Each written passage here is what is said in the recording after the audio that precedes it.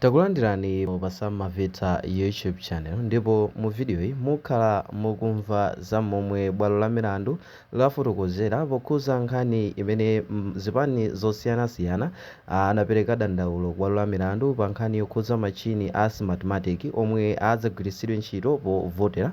Ndipo nkhani ina yotsatira ndi yakuti ACB yakhazikitsa ndondomeko yomwe anthu azigwiritsa pochita ripoti nkhani zosayenera zokhuza chisankho yomwe izibisa mayina wa anthu amene apereka zinthuzo.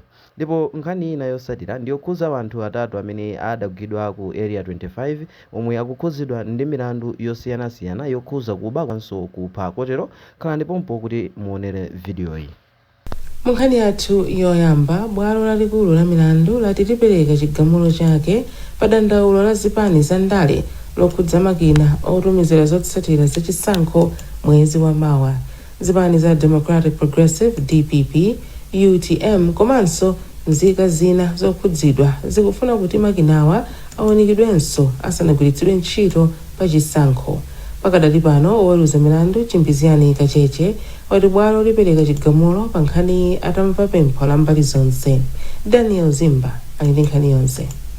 Akalekeni Kaphale, a Bob Chimkango ndi a Felix Tambulasi ndiwo akuyimira mbali yodandaula pomwe mlangizi wa boma pa za milandu a Thabo Chakakanyirenda ndi a Douglas Chati akuyimira bungwe la MEC pa nkhaniyi.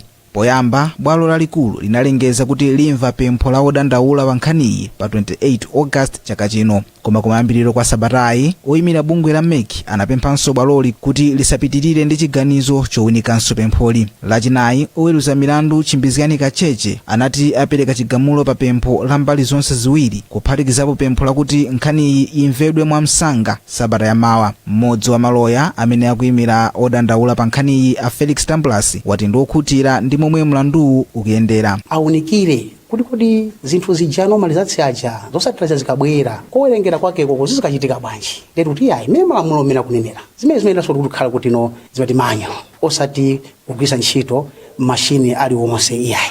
Nde akhoti amverewo chifukwa choti awodandaulawo alephera kuyika defense. Mawu awo a Thabo Chakakanyirenda omwe akuyimira bungwe la MEC pa nkhaniyi ati odandaula alibe zifukwa zokwanira zosonyeza kulakwitsa kwa bungwe la MEC pofuna kudzagwiritsa ntchito makina potumiza zotsatira zachisankho. Bungwe la Electoral Commission kuwulusa kunena kuti agwiritsa ntchito makina asopano zimene zozo zidayambika 2023 ndino nthawi yonseyo amakukhala amene abwera ku khoti. And zimene zozo mukakhala kuti mumabwera ku khoti nkhani yokhuzana kuti popanga chizungu chake amati judicial review pali nthawi yake imene amati 3 months. 3 months inaletadusa. Chinanso chonena kuti pali ziwiri zokha zimene ungabweretsa ku khoti malingana ndi constitution kuti Electoral Commission amene amagwira ntchito ameneyo anaphwanya malamulo. Ku khoti timabwera ndi mfundo zogwirika izinthu zimene zachitika. Mbali zosiyanasiyana kuphatikizapo zipani za ndale ndi mabungwe omwe siyaboma akhala akukakamiza bungwe la MEC kuti lilole kuti makina otumizira zotsatira zachisankho amene anapangidwa ndi kampani ya Smartmatic awunikidwenso. Koma bungwe la MEC lakhala likukana pempholi. Anthu ena anayi apereka umboni ku bwalo la Senior Resident Magistrate mu mzinda wa Lilongwe pa mlandu wobera anthu moopseza. Anthu atatu a Felix Magaleta, Adam Tsoka ndi a Aubrey Banda akuganiziridwa kuti amachita za upanduzi ku area 25 mu mzinda wa Lilongwe. Pemphero Malimba akufotokoza. Sabata yatha mboni yoyamba pa mlandu wa Donington Ndoya adaperekera umboni wake ku bwalo la Senior Resident Magistrate mu mzindawu. Ndipo lachinayi mboni zina Gift Chagunda, a Gresham Jackson na Suzy Kumwenda komanso a Stephen Kanyemba nawonso anaperekera umboni wawo pa mlandu. Mwachitsanzo Achagunda nauza bwaloli kuti pa 6 July 2025 Magaleta komanso Atsoka adawamenya mutu kugwiritsa ntchito chitsulo asadawabere katundu osiyanasiyana amene ndikuphatikizapo la mnyamanja choyimbira komanso ndalama mderalo. Wogamula mlanduwu Senior Resident Magistrate Wanangwanyirenda wati pa 1 September 2025 adzapereka chigamulo chake pa pempho la belo lomwe wapempha ndi Aubrey Banda omwe ndi mmodzi wa oganizidwawa. Pempholi linaperekedwa woganizidwa wina Adam Tsoka atauza bwaloli kuti a Banda sakukhudzidwa pa milanduyi. Kumbali ina Anyirenda ati mlanduwu udzapitirire pa 10 September 2025 pamene mbali ya boma idzapitirize kubweretsa mboni zake pa nkhani. Amagaleta komanso atsoka limodzi ndi oganizidwa wina Dyson Sinedi akuyankhanso milandu yokhudza kupha anthu imene amawaganizira kuti adapalamula pakati pa mwezi wa Meyi komanso Julayi chaka chino. Anti-Corruption Bureau yakhazikitsa njira ya makono yothandizira anthu kuneneza zakatangale zimene zikuchitika m'madera mwawo. Mkulu wa bungweli ya Hilary Chilomba wati njirayi ipereka mwayi kwa Malawi kuti azitha kuneneza katangale mwachinsisi. Brenda Kayo akufotokoza. Ndondomekoyi ayiyika kuti siyidzika poyera mndandanda wa anthu amene abweretsa nkhani zokhudza katangale komanso kuti idziunika kalondolondo wa madando mwazina. Achilomba ndiye mwakuyimira ngati mkulu wa bungwe la ACB ndipo akuyankhula. Ntchito yomwe tikunena iyi kuti kupereka data kwa wina aliyense wachikalambire kuti azitha kupanga tikudziwa kuti pakadali pano foni wina aliyense pakadali pano foni kukhala nayo. Njira zina timagwiritsa ntchito zinazovutirapo chifukwa chakuti timagwiritsa foni kulemba kalata komanso kubwera. Kudziwanso kuti maofisi athu ife ngati Anti-Corruption Bureau ali madera ochepa sitikwanisa kufikira Malawi ambiri.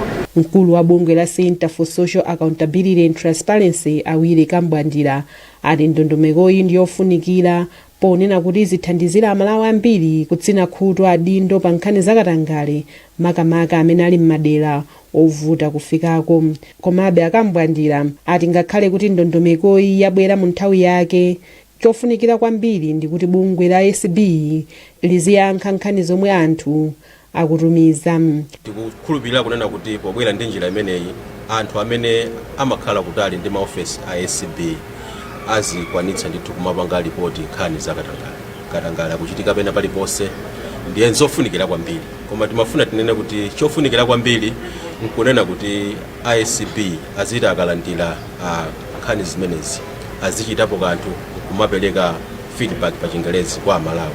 Mlembi wamkulu ku unduna zofalitsa nkhani a Stefano Juweni ati unduna wawo ugwira ntchito ndi bungwe la ACB poyendetsa ndondomekoyi kuti anthu azitha kutsatira madando awo mosavuta.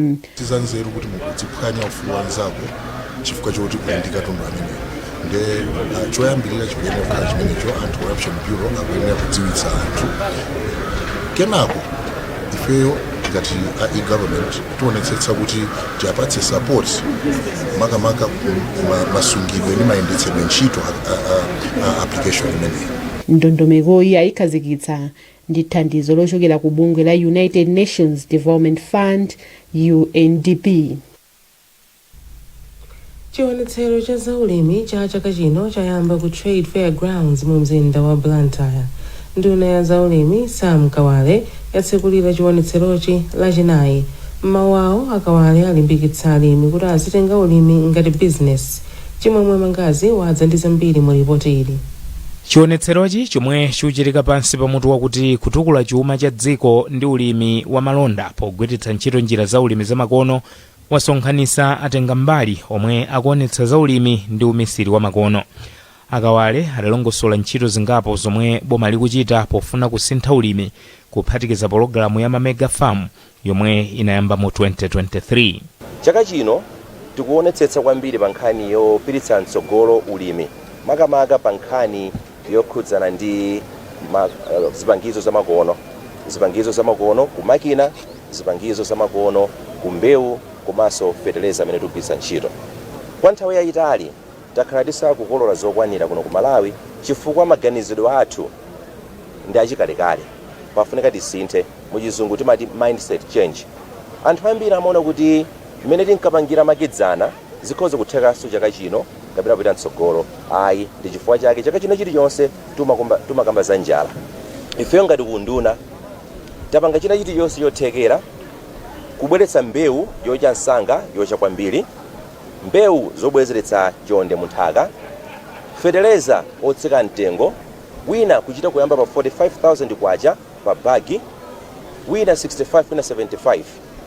Fertilizer amene yoyo ndi wabwino kwambiri poseso fertilizer amene Amalawi ambiri akulira kuti wadula. mtsogoleri wa bungwe la Malawi Confederation of Chambers of Commerce and Industry MCCCI a Wesley Phiri adayamikira zomwe boma likuchita pofuna kupeza mapangano amalonda kuphatikizapo mgwirizano wa ndalama zokwana 100 million ndi dziko la China. Tikamaonanso mapavilions athu atukabwino kwambiri, anthu amene abwera zapanga display zinthu zawo. Tikamaonanso anthu amene abwera kuzapanga display manambers ake akukwera. Tikakhale nthawi zinaso makhaso ndi maissues okhuzana ndi mwina magesi. Ndiye kuti maissues ngati mwina tikhale ndi pampu ya solar. Pali zinthu zingapo zimene timaona. Ndiye zinthuzo zina mwa izo tingotiso mwina zambiri zakha zinthu zoti timayenera kupanga order kuchoka kunja kuti zibwere kunoko. Ndezi makhala ngati mafarmers athu tikapanga affect. Tikuziwa tonse kuti ndi vuto la forex la madollars kumalawi kunoko. Ndizo zakhala ngati zatichedwe sapo pa zinthu zina zimene timayenera kupanga. Koma mukamaona still more pano pa government kama za mega farm. Pali zinthu zingapo zimene tikamaona ife oro anthu amene apanga display. Maana zisupita kusogolo. Sizikuthamanga ngati imene timafuniramo. Koma zikupita kusogolo. Chionetserochi chikhala ndi zochitika zosiyanasiyana kuphatikiza magawo azidziwitso za ulimi, agribazaar, komanso kukhazikisidwa kwa fetereza wa Eagle Nano Urea Liquid Gold ndi Paramount Holdings Limited lachisanu. Bungwe la Sante Gideon lachititsa mapemphero a chaka chino olimbikitsa mtendere mdziko muno. Mapempherowa abweretsa pamodzi atsogoleri a zipembedzo ndi ena okhudzidwa. Adindowa apemphereranso dziko lino pamene likupita ku chisankho. Selina Tambula akufotokoza. Mapempherowa anachitika pa nthawi imene dziko lino likumana ndi mavuto ochuluka. Mmodzi ogwira ntchito ku Sant Agidio Potifa Magombo akufotokoza kufunikira kwa mapempherowa. Tikukhulupirira kuti mapemphero amtendere ndi mapemphero amene ndofunikira kwambiri pa dziko lapansi kapena ku dziko lina lililonse, komanso makamaka kwathu Malawi pamene tikuyandikira zisankho zimene tikuyenera tikasankhe president, aphungu a nyumba ya malamulo komanso makhansala. Choncho tikuona ngati kuti pamene tikupempherera mtendere yekuti zikhoza kuthandizira kuti dziko lathu lipitirire kukhala labata ndi mtendere monga mmene. Katswiri pa nkhani za ndale achimwemwe tsitsi adzudzula achinyamata kuti asamatenge nawo mbali pa ziwawa zokhudzana ndi ndale. Pamene tikupita ku chisankho komanso pamene tidzakhala tikulandira zotsatira za chisankho, ndipo kudzakhala zotsatira zinaso molingana ndi kuti kodi zotsatirazo zabwera motani. Mpofunikira kuti achinyamata azindikire kuti pamene pali ziwawa nthawi zambiri amene amakhala ovutika ndiwo, chifukwa chakuti amatha kugwiritsidwa ntchito ndi andale komanso mwina atsogoleri ena osiyanasiyana. Koma pamapeto pake ngati patapezeka kuti pachitika kafukufuku kuti kodi ziwawa zija kuti zichitike zinachokera pati, ngakhale atamatchula munthu amene anatumayo, zimakhala zovuta kuti papezeka umboni oti munthu ameneyo alandire chilango. Mapeto ake amalandira chilango ndi wachinyamata uja. Ndipo wansembe apita Phiri ochokera ku parish ya CI ati Amalawi ayike Mulungu patsogolo. Tikumpempha Mulungu kuti atithandize, ationese njira yochitira zinthu patoka sitingati. Mulungu izi ndi amene amatisogolera pa zonse. So mapemphero tofuna kumpasa Mulungu kuti atipase chikhumbokhumbo cha